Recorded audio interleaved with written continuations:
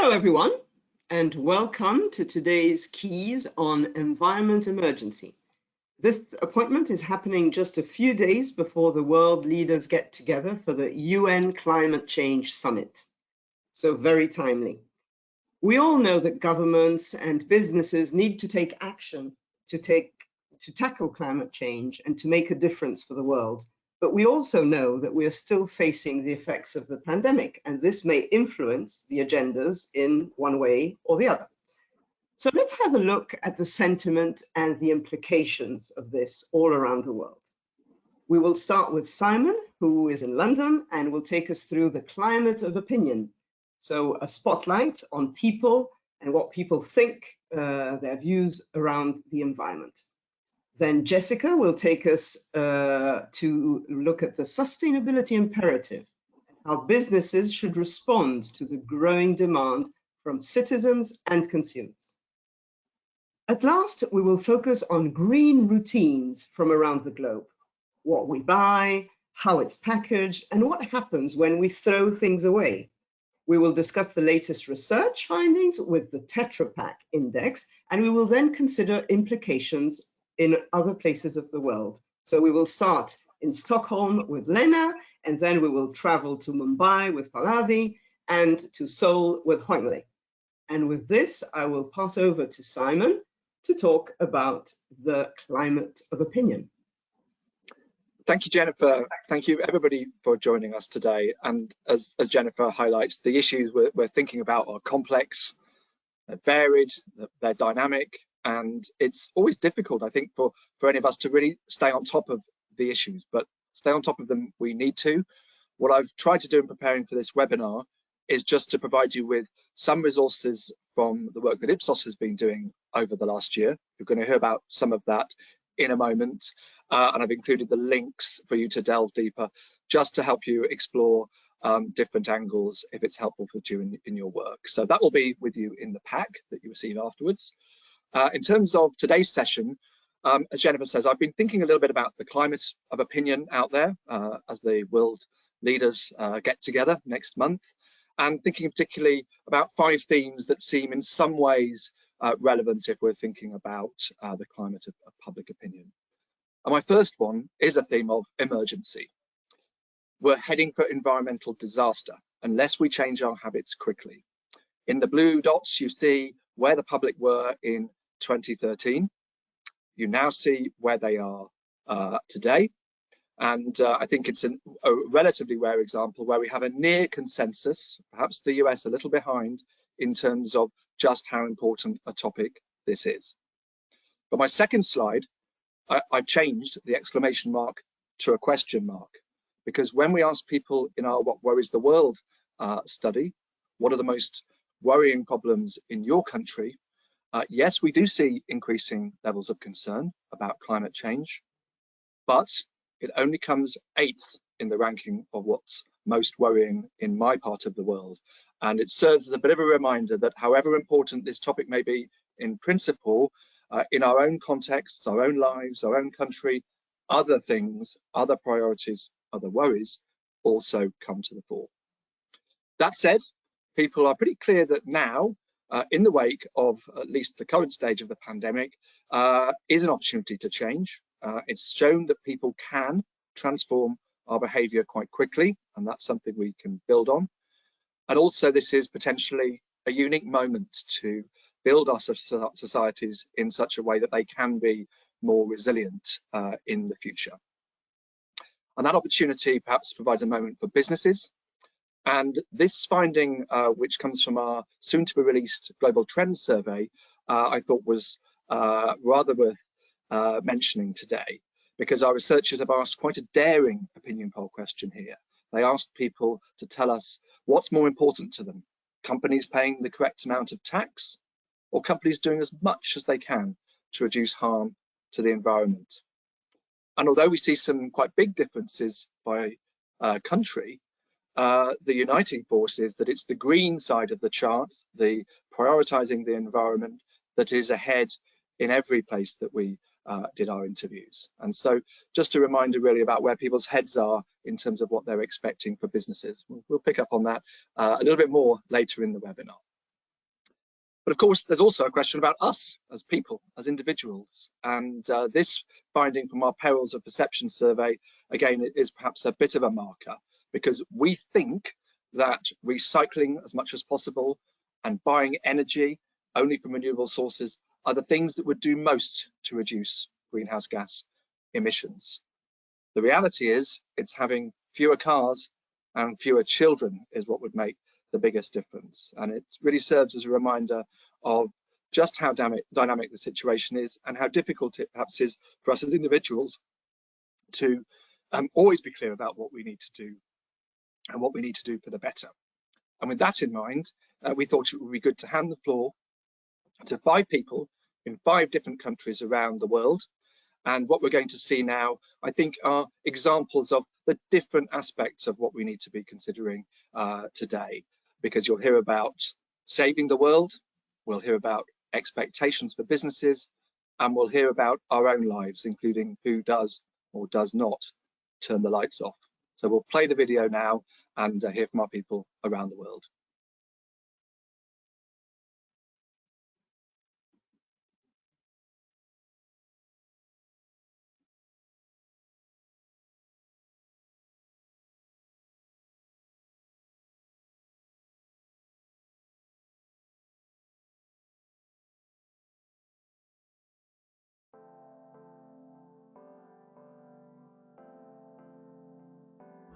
Friends, she dropped her kids off for the day. She puts these kind of bags in her kids' lunch boxes and puts, you know, like snacks in them so that she doesn't have to use plastic bags at all. For my kids' lunches, I mostly use these stainless steel containers. They do have silicone plastic tops, but these, you know, will keep for a long time and use. This is one of their lunch boxes. 前天去扔的时候呢，就是把瓶子给人家，然后人家还给我发了一根烟啊，所以呢，生活中呢，就是说是一点点的小乐趣啊。Forcément envie d'alimenter des gros groupes qui vont détruire des forêts sans réfléchir au gré des modes, parce qu'il faut lancer des nouvelles collections et voilà, enfin ça n'a pas de sens. Каковы мои мотивы? Ну, мне не безразлично, в какой экологии и среде будут жить наши дети, внуки, наши потомки. Дальше, для того, чтобы окружающая среда была пригодна для проживания наших потомков, ее необходимо оберегать, соблюдать, так сказать, ее экологическое равновесие. You know, minimize electric use. No, you don't. I do. What do you do? Turn lights off. Yeah, we don't really do that. You always leave them on. I always go around after you, turning off the lights. Yeah. To be honest with you, I don't really think about the lights being on and off. The reason I don't is because we pay a bill and it's the same every month anyway. If I got a smart meter, I might think about it a bit more.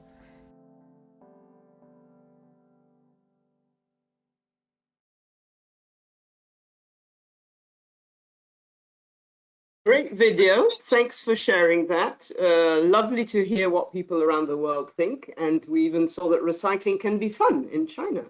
And you even can get a free cigarette. I don't know if that's very sustainable, though. Cigarettes that sound like very sustainable. So we've heard what people think. Now we're going to shift a little bit and think about what the implications for businesses are with Jessica. Jess, the floor is yours. Thank you. All right, so I'm here to talk to you about industry sustainability imperative and how we can kind of shift the conversation around sustainability from one around responsibility to one around opportunity as well. And I want to start by talking to you about the definition of sustainability, which I appreciate is a complex, ever-changing, fluffy term. There's so many different frameworks out there that even perhaps your business subscribes to in terms of the Sustainable Development Goals through the UN. There's 17 of them. The 5 Ps or the 3 Ps, you might have heard: people, planet, profit, and ESG, environmental, social governance. And there's a slew of others as well. So defining the term and what we even mean by sustainability is really half the challenge. But today I want to talk to you about the environmental, social, and governance pillars of sustainability specifically. And the reason for this is it's increasingly being used as a investor metric. It's being used as a brand positioning kind of framework, and it's also being used increasingly outside the private sector in the public sector as well. When we asked general citizens / consumers, what is the role of multinational companies in pursuing E, S, and G, environmental, social, and governance, and where should they prioritize their efforts? We see that E, S, and G are all very, very important, but to some extent, the priority of E, S, or G is dependent upon the local climate and the local market. So the pandemic has really boosted concern for social, for people, for well-being and their health and their livelihoods. Whereas, and that was in 2020, whereas in the year before we saw environment being in 2019 really the leader here. But even when we talk about sustainability to consumers and citizens, in their mind, it still aligns with environment, and social and governance don't necessarily permeate through in terms of their understanding that that's part of the sustainability offer. However, it's important for us to understand that we need to challenge any notions that E and S and G, or environmental, social, and governance, sit in silos to each other. It's typical for businesses, let's say a financial services company, to pick which one they feel is easiest to execute. So for example, a financial services company might choose social because it's a lot easier and cheaper to do a diversity and inclusion campaign than it is to divest in fossil fuels, audit their supply chain, and talk about the environment. But what we see here is that there's a rise of what's called planetary health, or the idea amongst the public that what's good for the planet is also good for human health. And we see that echoed in the media as well. Over 200 people a couple months ago in Germany lost their lives because of the floods. We see that people of color, women, pregnant women, people in the Southern Hemisphere, people of lower socioeconomic status, people with underlying health conditions, all disproportionately affected by climate change. So it's really challenging the notion that sustainability, or even climate change itself, is an environmental issue, and rather is increasingly becoming a social one as well. That's also echoed in our other survey data, where we find that the majority of people believe the pandemic is linked in some way to our mistreatment of the planet, and that climate change is just as important long-term as COVID-19. And what does this mean for business? Well, if business is not challenging the idea that sustainability is not compartmentalized into silos, and they're only kind of cherry picking E, S, or G, they run into potential credibility issues if other pillars aren't performing as well. For example, we look at a company called BrewDog. It's a brewing beer company. They have historically been excellent at their environmental campaigns. They created one of the first wind-powered IPA beers. They were completely on brand with their cheeky and funny comms. They called it "Hello, my name is Gale," Gale being a pun on gale force winds, but also the name Gale. But what they didn't do is they didn't do the table stakes and the hygiene factors around social and governance. And so their boss actually was called out for the CEO, James Watt, was called out for fostering a toxic and rotten workplace culture. And the LGBTQA+ staff had said that they were mistreated. And as a result, there was a massive backlash in the media. And we see quotes like this one on the left, where people say, yes, they're great in the environment, but I'm not going to drink their beer anymore, their product anymore, because they treat their employees terribly. And overall, they're not a credible company.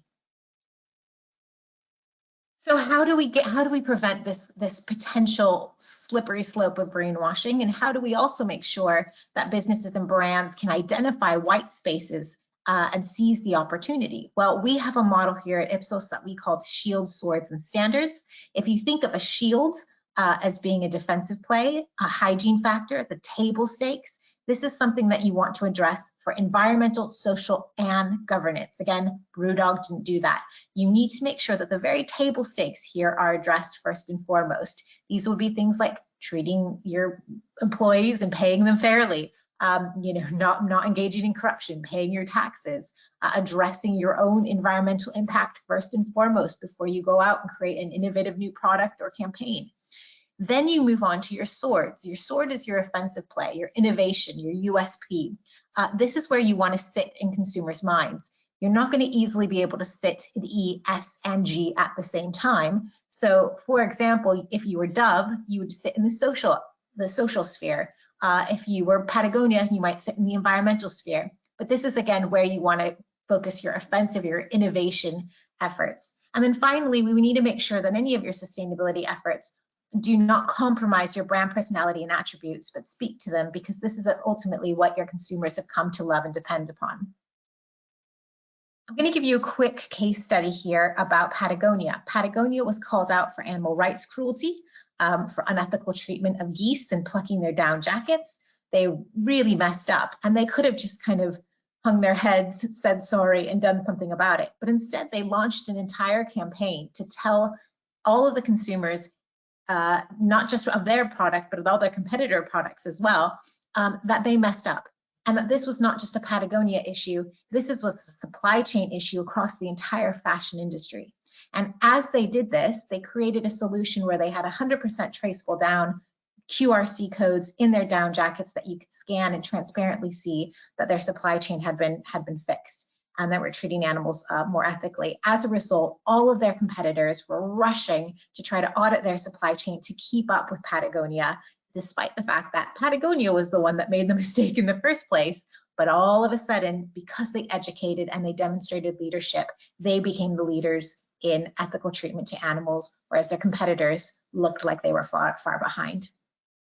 So in short, sustainability is not just about the planet, but we need to make sure that you're pursuing environmental, social, and governance in tandem, at least at the hygiene factors and the table stake factors of your, what we call your shields. Think about your shield, swords, and the standards model. This is something that we talk a lot about at Ipsos in terms of brand positioning and communications. It really helps preventing greenwashing and identifying new white space. And finally, make sure that you're showing leadership. Try not to shift the blame on consumers, but educate them on the way, the same way that Patagonia did. Let them know what you're doing and why you're doing it, and be transparent about your solutions as you move forward. Thank you.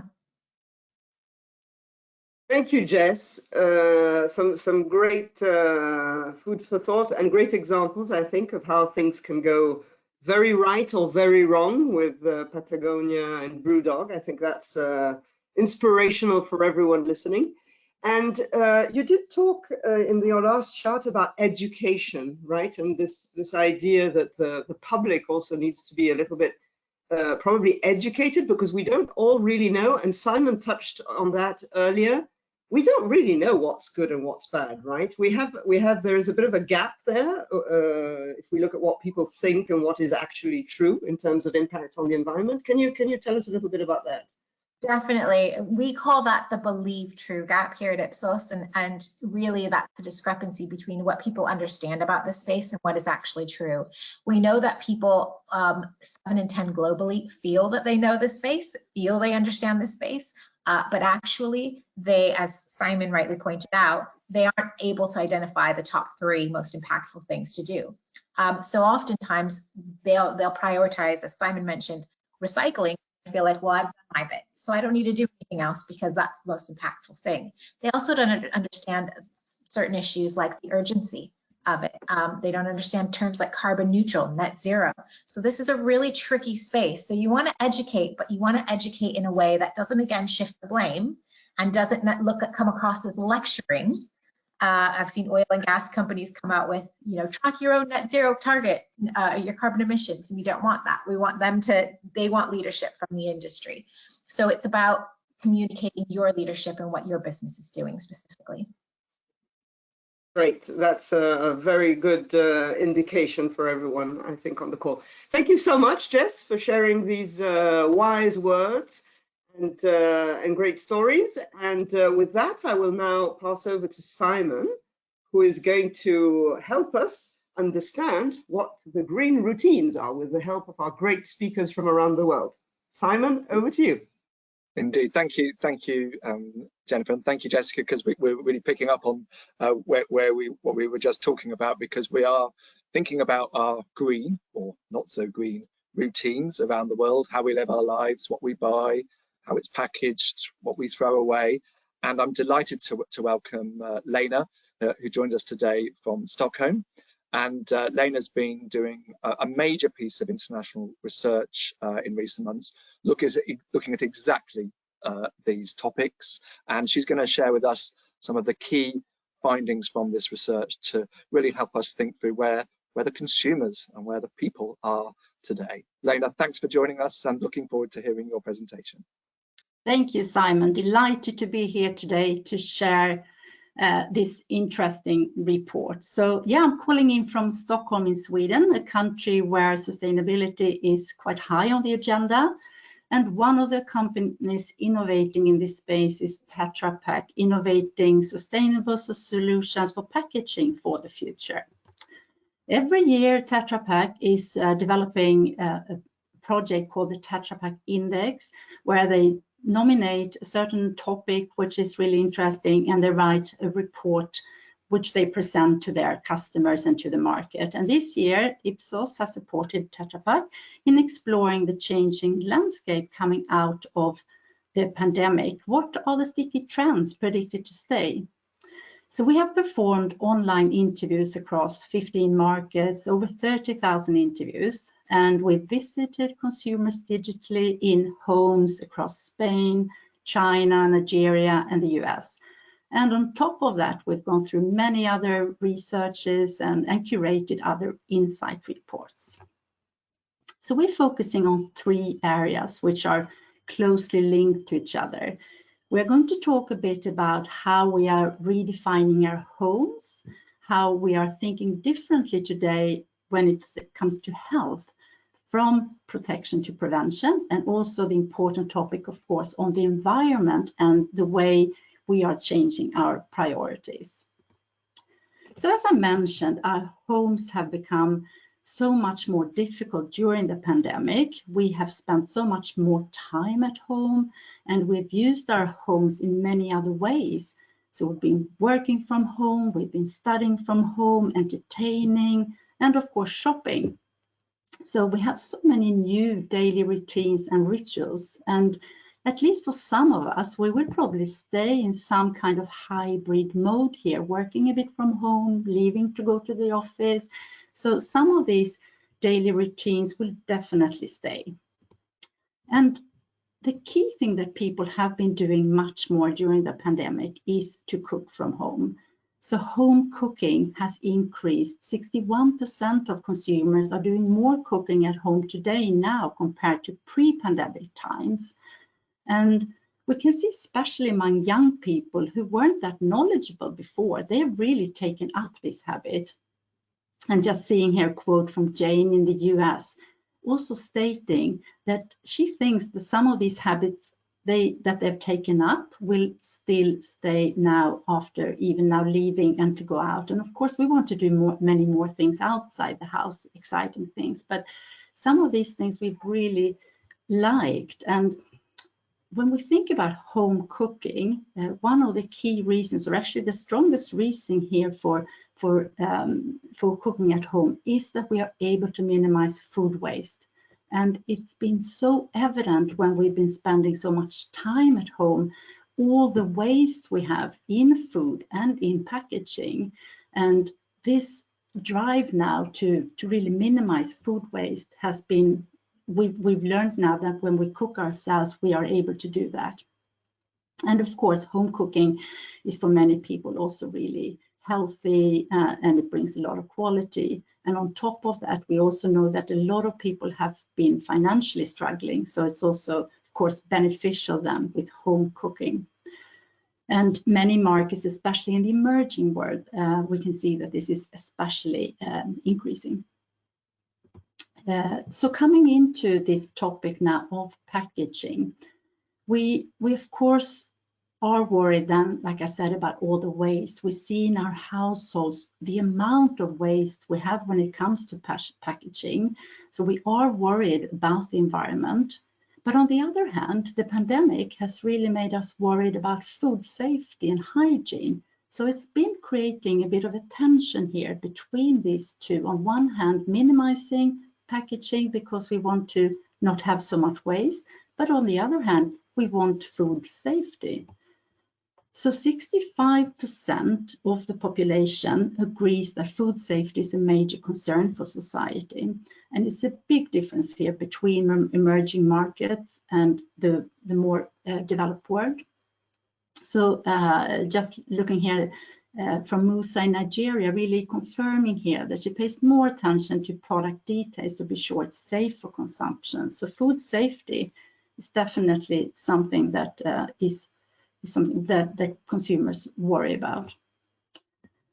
And then when it comes to the packaging as such, we have a really strong attitude now that we want to minimize packaging and to especially avoid overpackaged products, plastics, and we really care about how food and beverages are packaged. Jane in the US, she's really questioning this, saying, are they shipping you a bunch of air? I mean, we get so much stuff when we order online and so much space in transportation, etc. Some countries are really worried about this, and we will listen to Hang Lee in a little while from South Korea, where online shopping is really, really strong, and these worries about the sustainable packaging are very, very high. And we clearly have, as consumers now, a willingness to change and to take responsibility. We're coming out of the pandemic really wanting to do a difference. So 1 in 2 global consumers believe that every decision they make in their daily life has an impact on the environment. So we really have the attitude of wanting to change. But as we've heard in other presentations and discussions here, there is a gap between the say and do. There are barriers for us. We don't really know sometimes how to behave to really change, but we have the willingness. And the pandemic has made us much more aware and more concerned about these aspects. Looking here at what Carlo in Spain is saying, that he's saying it's made us more aware and concerned about nature, etc. But on one hand, we have this willingness as consumers and we want to do more, but we also have really high expectations now on retailers, policymakers, manufacturers, etc. The majority of consumers want brands they buy to make it easy to recycle packaging of their product.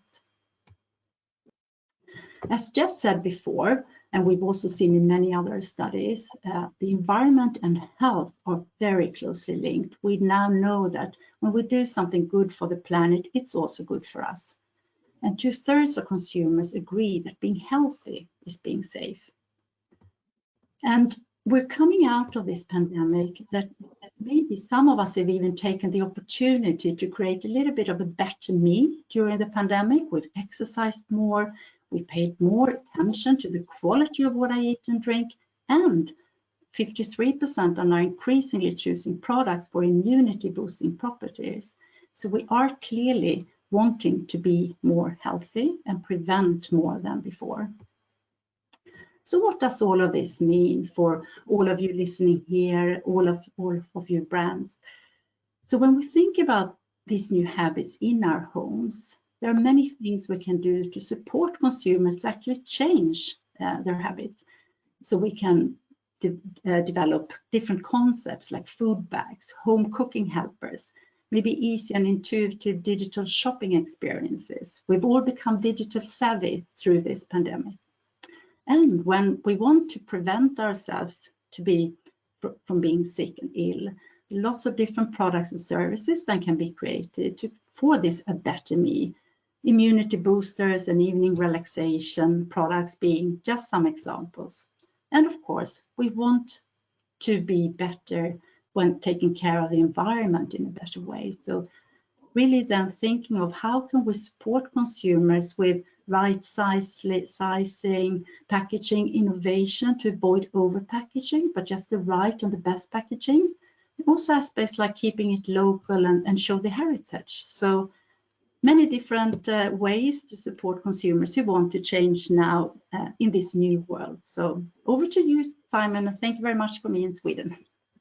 Well, thank you, Lena, and thank you for sharing that amazing panorama from around the world, from the different perspectives from different people. Really struck by that finding on us as people, saying with this sense that every decision we make has an impact, but also at the same time that plea for brands to please make it easy for me to do the right thing, so to speak. So that's great. And the report's available now, so we left the link in the pack and it's available online. But it felt an appropriate moment to go to the world's second most populous country and to think about our green routines there. Delighted to welcome back to the Keys webinar series Pallavi, who joins us from Mumbai. And Pallavi, you've been thinking about the Indian perspective when it comes to this question about our environment and our dynamics and what happens next. So thank you for joining us and looking forward to hearing your perspectives. Thanks, Simon, for having me here. It's great to be here again to talk about the India story. So yes, the perspective is pretty much what Lena had shared, but let me start a little bit by talking about India. In India, our values are, quite Gandhian, and by that I mean we espouse sustainability. We already have a lot of eco-friendly values, and in fact, food wastage is something I heard about. But in India, food is worshipped. The provider of food, and here I'm showing you Goddess Annapurna, who provides us with food. They're both worshipped, and being of such a high value, it's an anathema for us to waste food in any way. So what is happening in India? So the biggest villain that has been recognized is single-use plastic. There is a lot of plastic clogging up our rivers and our lakes and landfills and so on. There's a lot that was happening pre-pandemic. In fact, the government had banned it in 2019, and this was followed up by states taking up some implementation, which was becoming a problem. But things were moving along, especially in the urban areas. And with that, there was a rise of eco warriors. In fact, here is Afroz Shah, who started, and what ultimately happened to be the world's largest beach cleanup project.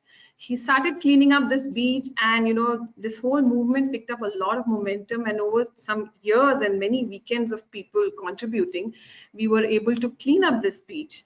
And similar such initiatives are coming up all over, which really talks about how the new generation is picking up these values of conserving nature and being more environmentally friendly. In fact, there's a lot of entrepreneurs which are coming up. There are tons of startups in India, but I just want to talk about, on the left, there is recycled plastic, which goes into shoes and bags and clothes, which we all may be familiar with. But on the right, there's this house which is made from 100% recycled plastic, and it was put up in 10 days. Now, for a place like India, this becomes really important. Also, there are these big influencers, our Bollywood celebrities and other big influencers who are, pushing through the awareness. They're talking about different initiatives and causes and trying to fund them. Here is Alia Bhatt, who promotes this startup called Phool, which converts discarded flowers into products. And this is Miss Malini talking about 6 ways to support small businesses. All of this is really pushing us back to some of our old habits. Not more than a generation ago, we were still using stainless steel tumblers and bowls and plates, and many of us have gone back to some of those habits, or using cloth bags, which now look more stylish than they used to before. In fact, consumers are part of recycling initiatives at an individual level or at a community level, and a lot of this is now focused around plastic. Earlier, it used to be many other products, but plastic has become the key focus area of such initiatives. There is also the fact that individuals feel, what can I do at my level? What can I do that make an impact? So there are many campaigns, contests, and suggestions by individuals, and using social media, they are viral about small things that we can do to change how much plastic we use, small swaps that we can make in products that we use every day. And the trend is of choosing brands which talk of sustainability. So here I've just picked up Better Home, which makes home care products which have absolutely no chemicals. And this really reduces the chemicals going into our rivers and back into the ocean. Or retail shops that are opening up where only refills are allowed. So overall, it's good, it's optimistic. There are efforts that are happening. India is young and the support for sustainability initiatives is there. It's not yet made an impact at a big level, but it is building up. And there is an adoption of eco-friendly practices that resonate with us, with our culture, with our ethos. Yes, with packaged goods and the convenience factor is winning. Hence, the ask is also from big brands and the manufacturers to provide alternatives which make it easier for consumers, just people like you and me, to choose products and packaging that are better for the environment. And that's it from me. Thank you. Well, thank you, Pallavi, for sharing those perspectives and really a great overview of some of the things that are changing and some of the things that might be about to change. And one of the things I was struck by was you mentioned going back to old habits. What about you? Have you been going back to old habits, or do you have new habits? Well, I think many of us in the urban areas are really surrounded by these initiatives. So I started recycling plastic a while ago. During the pandemic and the lockdowns is stopped, but I was very happy to see all of that has restarted now. In fact, when the pandemic stopped, there were small initiatives that were taken up by people to provide food to those who are unemployed. And every day I hear so many more initiatives. All I have to do is to go Google and find out if I can declutter in a more sustainable manner, or if I can donate my clothes to some place where they would be reused. And yes, I keep doing that. I think with the awareness, you want to contribute in this manner more and more. Yeah. Well, that point about the new habits and how things are changing leads us seamlessly on as we continue our tour around the world, environmentally friendly, because we're all virtual today, of course, because we're going to South Korea now to say hello to Hwang Lei. Now, South Korea is a country which is often so watched for the latest trends, often powered by new technology. And Hwang Lei, you're going to pick up the story with your perspectives from the Korean consumer's eyes. So thank you for joining us. Okay, thank you, Simon, and hello, everyone. I'm from Seoul, Korea. Okay, let me share my screen. Right, these days, Korea is famous for K-pop and K-foods, but Koreans are more famous for very fast and disciplined behavior when we think it's right. Now I want to share what we are trying to reduce packaging waste. Korean consumers' worry and environment had continued to grow, and various measures such as restriction on the use of disposable products have been introduced. However, COVID-19 pandemic has changed everything very quickly. In the post-COVID times, we had the rapid soar of online shopping or home delivery food. Encouragement of multi-use cups in cafes stopped for safety reasons. Thus, we had a lot increased recycling products and recycling waste and single-use products and plastic waste as well. For the facts, almost 80% of Koreans feel guilty when we throw away delivery-related waste, and 1/3 of Koreans need strong regulation in the use of single-use containers. Do you know what? Korea was the first country globally to get rid of single-use cup in cafes 2018, and this has been working very well with strong public attentions. Korean public generally actively participate in such actions if we think it's very right thing to do, even though it's very inconvenient. Well, since COVID-19 pandemic, online shopping soared in Korea like other countries. Competition among companies led to rapid delivery speed competition, and we had very new standard of fast delivery. Left-hand side photo is from mine. Market Collie is the most famous food grocery online shopping site with very fast delivery. We call dawn delivery. It is very convenient because we can get food items before 6 a.m. in the morning if we order before 11 p.m. previous day. So, however, consumers, including me, were very dissatisfied with excessive or over packaging things like over boxes. They were doing because of the delivery efficiency. But many consumers keep requesting improvement of these over-packaging issues. And finally, the company introduced a different system for delivery. Right-hand side photo, you can see Popple Box. We call it Popple Box. This Popple Box is provided like $5 for the new customers. So when we order something, if we put that box in front of the door, the delivery man put the food stuff into the box instead of all individual boxes. That decreases the box waste hugely, and consumers were more satisfied. Next slide is about the key reasons for increasing of the plastic waste.